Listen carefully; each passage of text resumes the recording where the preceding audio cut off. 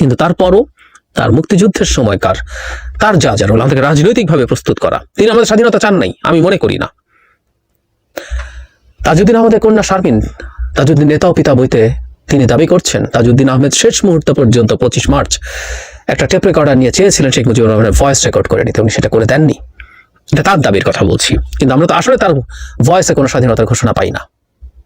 উনি স্বাধীনতা চেয়েছেন মনে হয় না। উনি এরপরে ইয়াহিয়ার সাথে বসে আলোচনার মাধ্যমে পাকিস্তানের প্রধানমন্ত্রী হওয়ার চেষ্টা করছেন, হতেই পারে, কোনো সমস্যা নেই। কিন্তু এই মুক্তিযুদ্ধ মানুষ আসলে তাকে নেতা মেনেই যুদ্ধে গেছে, উনি ছিলেন না, উনি চলে গেছেন, সেটা নিয়েও সমালোচনা আছে। সো এই জায়গাগুলো থাকবে, 7ই মার্চেরও যে জায়গায় ঠিক ততটুকু থাকবে। এটা নিয়ে যে মিথ্যাচার এবং কোর্ট দিয়ে কোনো কিছু ইতিহাসকে নির্ধারণ করার চেষ্টা, আওয়ামী রেজিমের এই একটা জিনিস আমাদের ইতিহাসে লেখা থাকবে, যেটা অত্যন্ত বিপজ্জনক এবং অত্যন্ত নোংরা একটা চর্চা। দেশবাসী, আপনারা যে যেখান থেকে ভিডিওটি শুরু থেকে শেষ পর্যন্ত দেখেছেন, আপনাদেরকে অসংখ্য ধন্যবাদ জানাই। আর যারা এই ধরনের নিউজ লাইভ দেখতে ভালোবাসেন, তারা অবশ্যই ইউটিউব চ্যানেলটি সাবস্ক্রাইব করে রাখবেন আর এই ভিডিওটি শেয়ার করে অপর ভাইকে দেখার সুযোগ করে দেবেন। তাহলে সবাই ভালো থাকবেন, সুস্থ থাকবেন। দেখা হবে পরবর্তী কোনো দেশের আপডেট খবর অথবা নিউজ নিয়ে। আসসালামু আলাইকুম।